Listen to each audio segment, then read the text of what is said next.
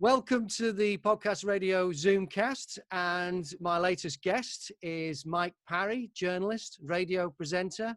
Porkmiester, welcome to the program. Graham, thank you very much indeed. Delighted to be talking to you. Thanks for inviting me on. How's Podcast Radio going? Going good, yeah. So good. the Delighted new to hear show, it. Yeah, you're the second guest on the chart show, so you've got a lot to live up to. You've got to live up to Dom Jolly. So I hope you're up for it. Yeah. Yeah, Dom Jolly, yeah, top man. But then again, you know, always like competing with the best. Exactly. All right, then. Why are you the Porkmiester?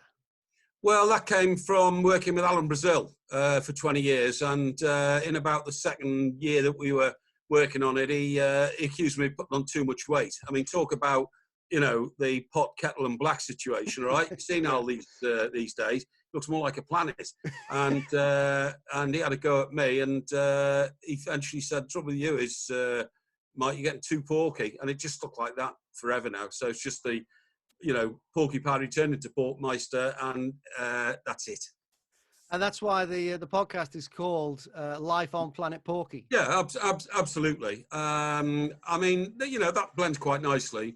And we started doing stage shows. Life on Planet Porky is a nice presentation, you know. Got some artwork that we do, you see behind me, and those are the logos now for Life on Planet Porky. So it's a nice fit, and people have known me as that for so many years now. It's you know, it's a suitable branding, I suppose.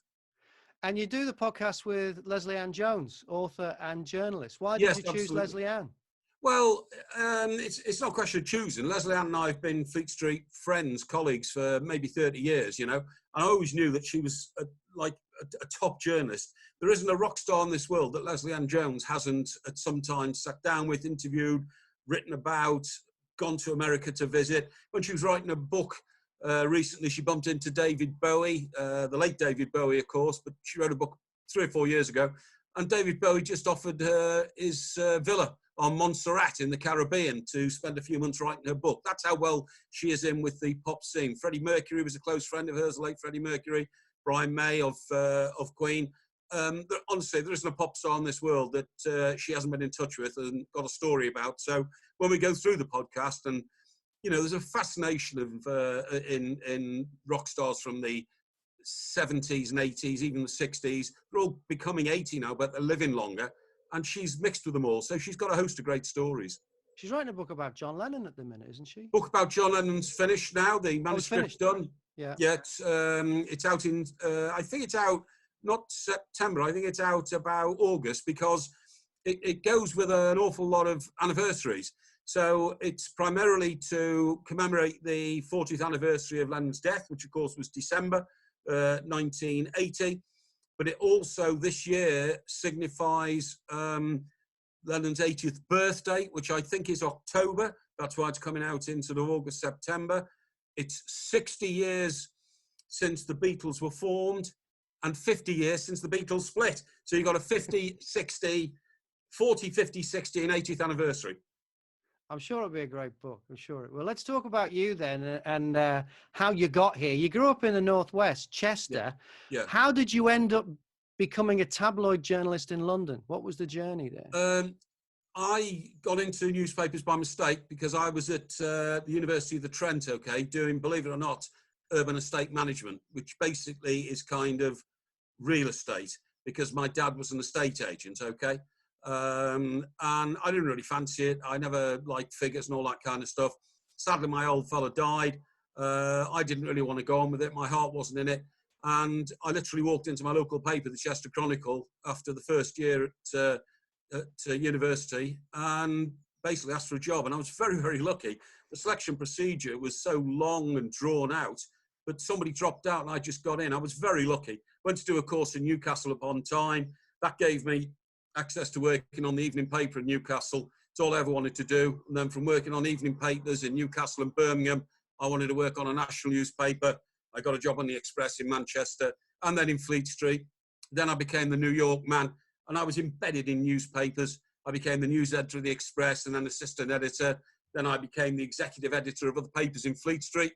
And it was all newspaper go. And then the newspaper industry started slowing down. And I was the luckiest man in the world to get out when I did 20 years ago, when the opportunity came to join Talk Radio. as a journalist who had a lot to say, but nowhere really to say it, at the time, because I'd, been like exec editing all over the place. And it started like that and grew. We'll talk about talk radio a bit more later. You worked at the Sun as well, didn't you? When were you there? Yeah, I was there for 1 year, and that was between, let me get this right, I came back from America the second time. That was 93 to 94. And what was the atmosphere in the place like then? Is it still Kelvin Mackenzie then? Yeah, it was, yeah. It was a very, very brutal place to work in those days. I don't just mean the Sun, I mean Fleet Street, okay? Fleet Street was, in those days, the tabloid industry ruled, because there wasn't a lot of internet, there wasn't a lot of radio and TV readily available. Sky had only just sort of come to fruition, if you see what I mean. So you still got most of the news from newspapers. They were immensely powerful and immensely profitable.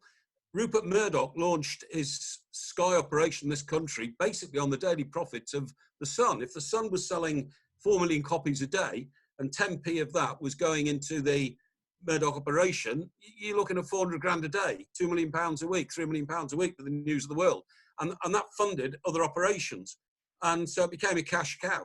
But then when the internet started growing, and when the expansion, which Murdoch was responsible for in broadcasting, came about, power of newspapers started to decline.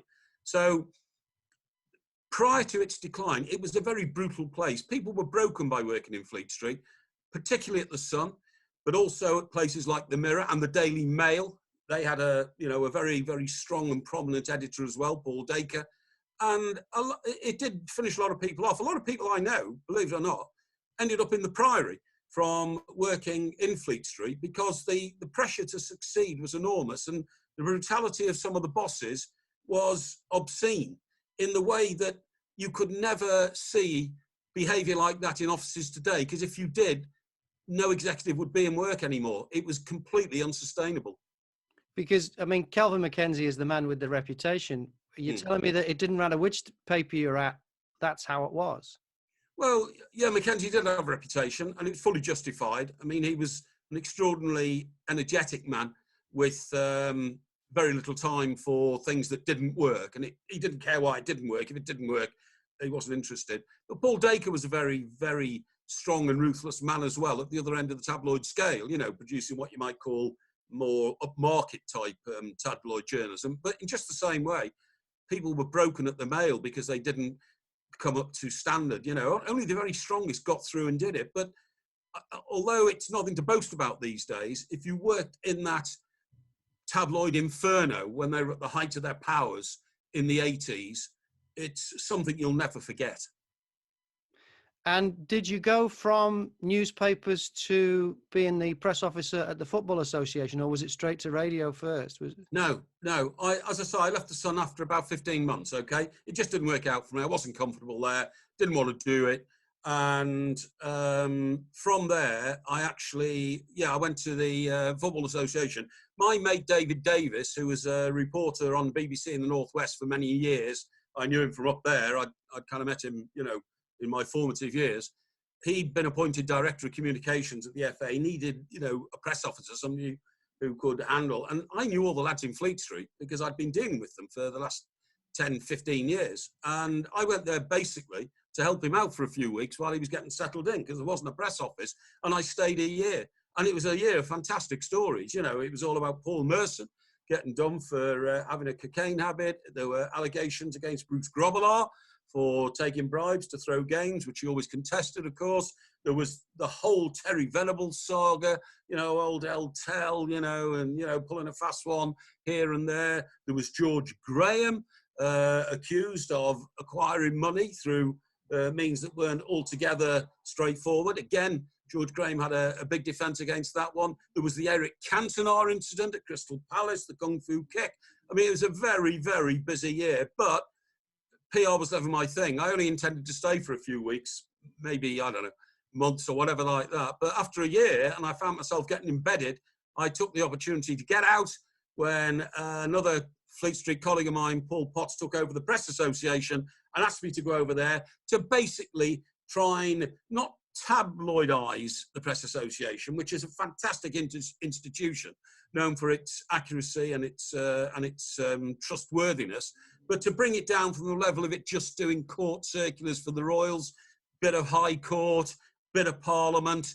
He wanted to expand it to doing real stories, like the newspapers did, to compete with them, and that's what we did. You're also a best-selling author. You've written 3 books now? Well, the best-selling author bit came to me when I wrote a book called There's an Awful Lot of Bubbly in Brazil. Now, that's Alan Brazil's life story, and I feature in that quite a lot because it kind of really, the main body of it was him and I working together at TalkSport. Al had a fantastic football career. I wouldn't recommend anybody to write a footballer's book in those days because before the internet, I mean, a lot of these footballers can't remember half the games they played in. They really can't. They played in so many. And Al liked to drink. And, there were often gaps in the memory of when things had happened and where they'd happened and all that kind of stuff. It was a torturous book, but we dedicated ourselves to it. We got it all out and it became a bestseller, sold well over 100,000 copies. And from that, we wrote a second one called Both Barrels from Brazil. That sold about half that number of the first one. And I wrote a book called Rooney Tunes before the 2006 World Cup in Germany, which I think would have been a bestseller. It was a great book on Wayne Rooney, but completely off the wall.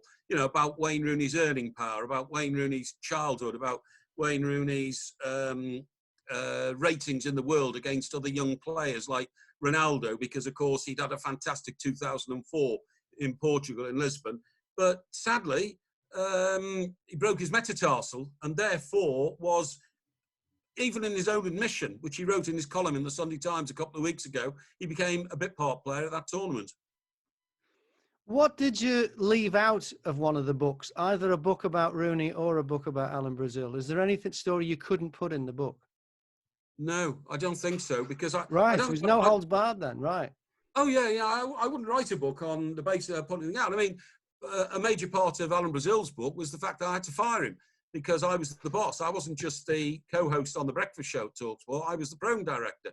And Al was ill-disciplined in those days, He was Al's a very free spirit, great broadcaster, terrific working colleague, but a free spirit. And, if Al didn't turn up for a show, we'd have a problem. We'd have to get to grips with that.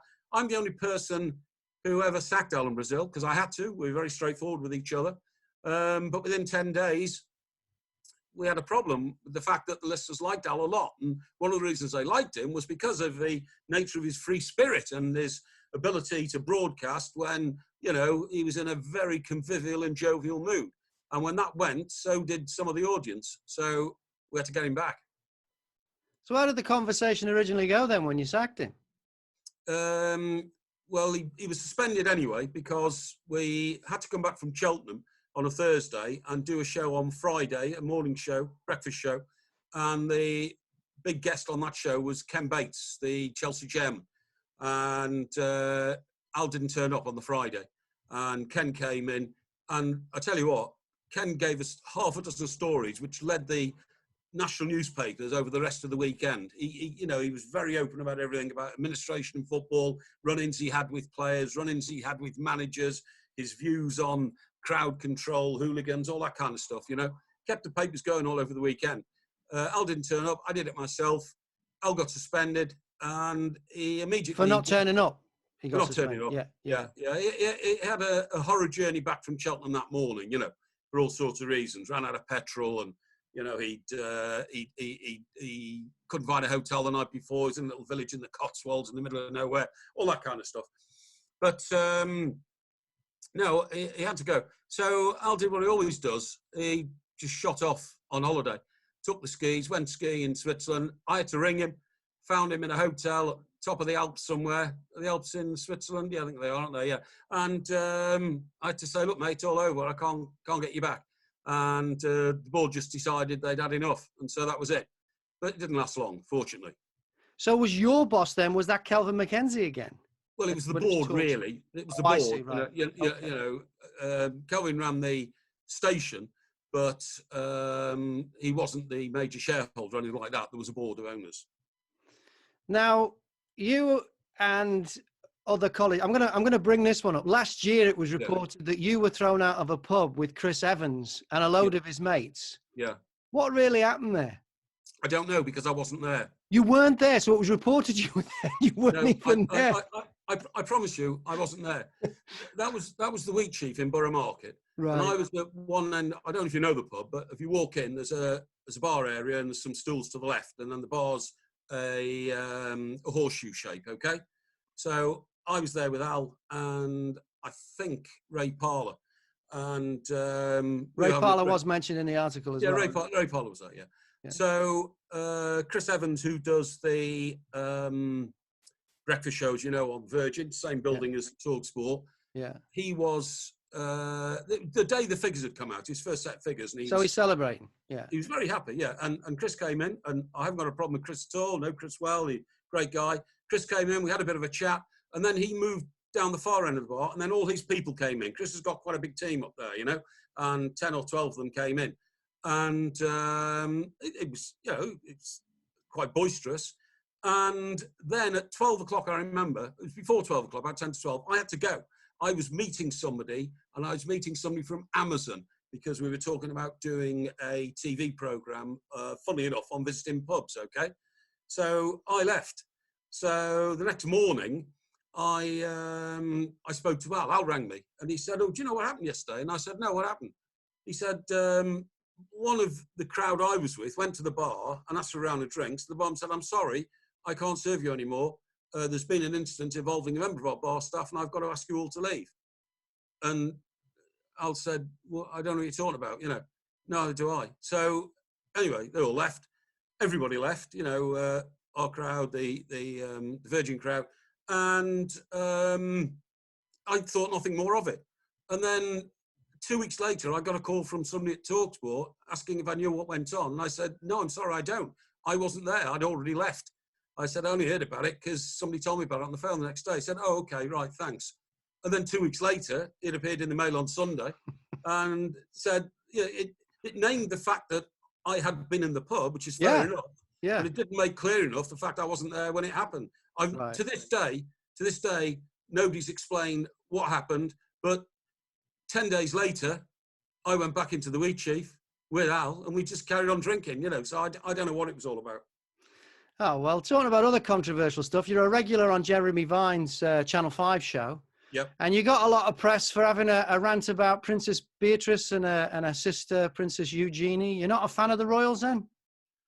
I don't quite remember that, but I am a fan of the royals. I'm a fan of the royal family. I think they do a fantastic job, and I think they're a great institution in this country, right? And I think they bring in billions of pounds in revenues to the tourist industry. Do you think so, though? Because, you visit Paris, which is a republic, and you go to the Palace of Versailles. It's not. You don't have to have a sitting royal family there. Well, the fact that we've got one. I mean, for instance, 2 weeks ago, when the Queen gave a very rare address to the nation, I think only the fifth one in the whole of her reign, apart from her Christmas Day message. Yeah. The three biggest networks, three biggest networks. I'm not sure if Fox did it. The three biggest networks stopped what they were doing. Two of them were airing sports programs at the time, and said, "Now we're going over to London to Buckingham Palace to listen to the Queen of England," and took that address in full. That's the sort of projected image the Queen has around the world, and that can only be very good for this country. So I like the senior royals, no problem. Okay, I like the Queen. I think she's been a fantastic servant to this country, and the Duke of Edinburgh, and I like Princess Anne because she's always tried to be, particularly normal and wouldn't have any titles bestowed on her children. I like Charles. He's been in a very difficult position all his life as the heir apparent. My beef is a little bit with the junior royals. Whatever I said about Beatrice and Eugenie could have been something to do with the fact that they were planning weddings and they wanted lavish weddings or something like that. But I wouldn't want to, speak out and bully young ladies, no matter what form of life they lead or what their background is. But I think Prince Andrew, their father's not been good for them because he's always tried to push the importance of his daughters within the royal structure, which I don't think they carry. Okay. Let's talk about one last controversial piece then, which is Sure. the Ofcom complaint that was upheld about a conversation you had on TalkSport with Mike Graham when you're doing I think you're doing the Two Mike show. I'm not sure. December 2016. Yeah. What was it you said that made Ofcom uphold the complaint? I'm sorry, I don't know. I didn't know. No, honestly, I don't. It was apparently a conversation about a time in Fleet Street, and there was a certain character that worked at a certain newspaper, and he was faking a medical illness to go and visit an attractive nurse, and along those lines. And okay. I didn't know I'd been reprimanded for it, to be honest. But well, Ofcom upheld the complaint. I don't think there was a fine. Okay, yeah, fine. That would be a guy called Norman Luck. Who's dead now, right? He's dead now, Norman. Yeah, he died very tragically. He tripped into a pothole when he was walking and broke his leg, and it all went, as I understood, it all went septic, and he died of septicemia. It was very tragic. Norman was a great guy. He was a terrific newspaper reporter. When I first got to Fleet Street to the Express, I was very young. I was in my sort of early 20s. Norman was seasoned. He was 40 odd, and he'd been everywhere and done everything. And you know, he was a great guy to learn from and a great colleague. And I became the news editor of the Daily Express. So Norman ended up being one of my reporters. And if there was anything really, really sensitive and difficult, Norman was the first guy I always turned to. Norman was also flirtatious, very flirtatious. He liked to drink in the bar. He liked to talk to the girls, and lots of like young secretaries and people around in Fleet Street in those days. And Norm was very flirtatious. And whatever conversation I had with whoever I was broadcasting with would probably have, we did a late night show, by the way, so we probably would have told a story or two about Norm's outrageous attitude to some of his female colleagues. Right, and Ofcom thought it was over. Do you think Britain, the radio, well, broadcasting in general in Britain, do you think it's over-regulated? Not these days, because now that we've got Twitter, now that we've got YouTube, and now we've got a million other ways for you to express yourself, I don't think it is. I think there's got to be regulation, because otherwise you have the Wild West, and the internet is the Wild West. All the personal messaging services are kind of Wild West.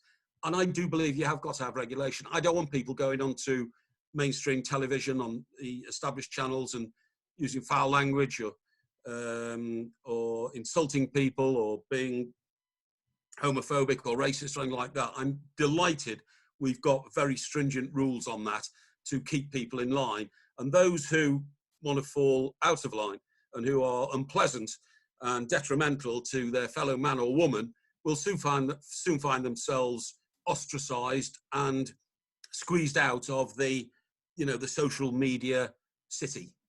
I mention this because there's a lot of talk at the minute over the 5G rumors and connecting it with coronavirus, and it sounds a lot like just a complete conspiracy theory, like nutters. And a lot of that is online, and there's a channel called London Real who did an interview with Ike. That interview was then shown on London Live, but because it was broadcast, Ofcom stepped in and said it had crossed the line. However, it had already been seen by millions of people around the world on YouTube and other platforms. Is there a danger that Ofcom regulating things that go over the air is just irrelevant now that there are so many platforms? Well, that's up to the person who's done the interview and the person who has recorded the interview. They can put it where they like. I mean, I don't quite understand that, because London Live, of course, I always regard what I would say as, terrestrial stations. Are they on the Sky platform? Do you see what I mean? Sky more or less control the platform, and you zoom through all your channels and all that. If it's there, as far as I'm concerned, it's a terrestrial station. You've got to obey the rules. If I could send it somewhere else in a different capacity, that's up to the people who distribute it and up to Ike himself. So I think it is getting more complex, but you have to understand where the barriers are. And when you come to a barrier, don't cross it. So is free speech alive and well in terrestrial broadcasting in the UK? Yeah, I think it is. I think free speech is very alive and well. In fact, I think the only danger to free speech is possibly political incursion into free speech, like political programs. You know, it's amazing that during the course of the last election, the BBC were being bombarded by both the Labour Party and the Conservative Party, and in fact the Lib Dems, who all claimed the BBC was being biased against them and in favour of the other party. Okay, yeah. That's a good, healthy democracy as far as I'm concerned, Yeah, and that that means free speech is here and here to stay. Okay, so tell me about the podcast you're doing with Alan Brazil. Has that started yet?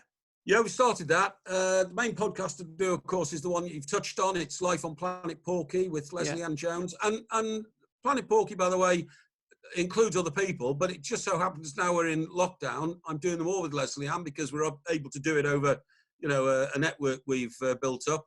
There are other people who will still be on Life on Planet Porky. I do it with a young comedian called Jacob Hawley, and I do it with other colleagues at TalkSport who are great journalists. But we've hit the vogue with Lesley-Anne and myself, and that's now recognised as Planet Porky. As for Al, well, Al and I did a breakfast show together for 5 years, nearly 6 actually, between the end of the last century and 2004. And then unfortunately I had to go in a hospital for a heart complication, and the show was never resumed, which is a terrible shame because we've been asked about it ever since. And Al's continued to do the breakfast show, but Al's now had a revised schedule introduced into his life, with agreement with TalkSport, and he only now does Thursday and Friday. So the demand came from several quarters. People want more of Alan Brazil, and they'd like to see a revival of Alan Brazil and Mike Parry. So we have done a couple of podcasts now called Brazil and Porky. They've been very well received. We started telling some of the old stories which we haven't told before. It's a long time since there's an awful lot of Bubbly in Brazil was published, and we've got a host of stories to tell. So we're delighted that people have come to us and asked us to revive the partnership. Mike Parry, Alan Brazil on the air, and it's going very well. Is there more freedom in the podcast because you don't have those Ofcom rules? Yes. Yeah, absolutely. Of course there is. I mean, we don't like using bad language anyway, but I can understand sometimes where it's appropriate. I don't like bad language, generally speaking, but over the years, I've grown to accept that bad language in television programs actually works. I'm a big fan of the Peaky Blinders, and there's a lot of violence and a lot of bad language in the Peaky Blinders, but it makes it terribly authentic. And I think the protective situation there has got to be not to let children too young see it, the watershed and all that kind of stuff. But to any adults in any form of life, in everyday life, the language that the Peaky Blinders use is currency in the language that we use day to day out on the streets and all that kind of stuff. You know what I mean? I don't want to see it in Coronation Street, and I don't want to see it in Emmerdale, but I don't mind it being in programs where it's appropriate, like the Peaky Blinders, like, crime series. I wouldn't like to see it, for instance, for it to have been in The Sweeney. The Sweeney was a great program decades ago, but it wouldn't have been appropriate there in those days. It is appropriate in some forms now, but, only as and when it fits. There's another freedom in a podcast, which is you don't have the formatics of having the news at the top and the bottom of the hour and having to hit the commercial breaks on time and all that thing. Has that been easy to adapt to? Well, because sometimes that structure helps you because you go, oh yeah, we've got to get 2 minutes in here. But with a podcast, it's just so open-ended. I'm just interested about how you've adapted to that. Yeah, that has never bothered me. I've always had more to talk about than time available, always. And that's never been a problem. I did podcasts with Mike Graham, and we could have gone on for 3 or 4 days. We had worked together. We've known each other for 35 years, worked together for a long time, and that wasn't a problem. So the podcasts were much easier than the programs. You're absolutely right, but you've got to have a structure in radio programs for 2 reasons. Firstly, to abide with the Ofcom rules. You've got to provide things like the time, weather, travel, news and sport. A lot of them are actually irrelevant now, aren't they? I mean, the time, Mark Maron goes on about this. There's clocks everywhere now. There's clocks on your computers, clocks on your phone and everything. Yeah. So telling the time on the radio, I'm not sure is as important. Traffic and travel, there's other ways of getting that. Yeah, We don't do school closures and stuff like that anymore, even the weather. Yeah. Do you think it's still worth doing them on the radio? Because my worry is that radio could get left behind because of the freedom that there is in podcasting. I think there is a danger there. I think you're absolutely right, because it's so regulated. There is a big danger. I mean, for instance, right? I get a new car, and it's a Mercedes, and one of the options now in new cars is not to have a radio at all. The option is to have a dock to put an iPhone in, and then you can download anything you want from any app you want to listen to for the whole of your journey. You're not worried about what time it comes on. The idea that a radio program now comes on between 10 and 1 in the morning is irrelevant, because all radio stations have got their own app now, and you can load up those programs later and listen to them. I mean, for instance, I know a lot of people, excuse me, who listen to the Alan Brazil Breakfast Show, listen to it on the way home in the evening at 5 o'clock when the world is normal, because they haven't got time to listen to it in the morning. They're running around, they're getting to work, they start their work in a flurry of activity. They listen to it on the downloaded app when they're coming home at 5 o'clock. And that's going to happen. That's going to happen more and more and more. Television's a bit the same. How often now do people actually rush home to watch Coronation Street at 7:30 when they know that not only can they record it, but they can go to, the system we've got now called Recall, and you can't miss a program on telly anymore. It doesn't matter when it's broadcast, you can still pick it up 3 weeks later, even if you haven't recorded it. And so you're absolutely right. The access to any audio or visual material now is 24-hour a day, 7 days a week. Yeah. And I don't think radio will die in the sense that the programs will die, but I think the timetable will become irrelevant. Yeah. I spoke to Mike Francesca, sports presenter in New York. Yeah. And he told me that, and I assume he's right, that the top-rated TV shows every year in America are live sports and award shows. And they share that same thing in common, is you have to watch them live and you don't know what the outcome's going to be. Yeah. So it'd be interesting to see what happens to like music radio and stuff in the next few years. Well, I think music radio is the closest thing to a podcast, because if you listen to, for instance, a music radio station called Gold, okay? I mean, I listen to it as wallpaper for a couple of hours a day now that we're all in self-isolation, Yeah. When I say wallpaper, I mean, it's always there. Yeah. But, it's from my era. The hits are great, it's a bit of ABBA and a bit of, stuff from the 60s, 70s, 80s and all that. But I'm not aware in my ear of any adverts. I'm not aware of any news. I'm not aware of anybody telling me about the weather or the traffic and all that. And it is very close to a continuous podcast. It's almost like, a sort of radio version of Netflix. You know what I mean? You tune into it and bang, just one hit after the other comes out. So I think that is a development that will grow. Yeah. Got to compete with Spotify though, where it doesn't have the same commercial load. So that is, it's got to be a bit of a worry. Yes, that's true. But I tell you what, that's interesting, because with Spotify, you've got to program what you want to listen to. Do you see what I mean? Yeah. So you can listen to Beatles LPs all day long. But you're lying on your couch, you listen to it, it stops, and then you've got to retune it and play another one. But with something like Gold, and there's lots of others like Heart and Smooth and all this, they just play continuous hits. Yeah. And so part of the fun of listening to a radio station like that is you don't know what's coming next. You know what I mean? Yeah. And you soon find when you've got Spotify, as I'm sure you know, that you can be in danger of overindulging in those records you like. I'm a Beatles fan, Beatles fanatic really, but I try not to keep listening all the time, because I don't ever want the day to come when I think I'm really fed up of listening to John Lennon's Across the Universe, because that would kill me. You know what I mean? The enjoyment of listening to it. All right. So radio's in good shape. Podcasting's in good shape. What podcasts do you listen to? Podcasts? I don't. Don't listen to podcasts? No. I only listen to mine. No, it's absolutely true. I'll be perfectly honest. I think I've got such an unusual attitude to radio and delivery and all that, I don't find an awful lot of other radio very exciting, to be honest, or very interesting. I listen to Al all the time, Alan Brazil, on his breakfast show. He does Thursdays and Fridays now. And you listen to that live rather than on demand or as a podcast?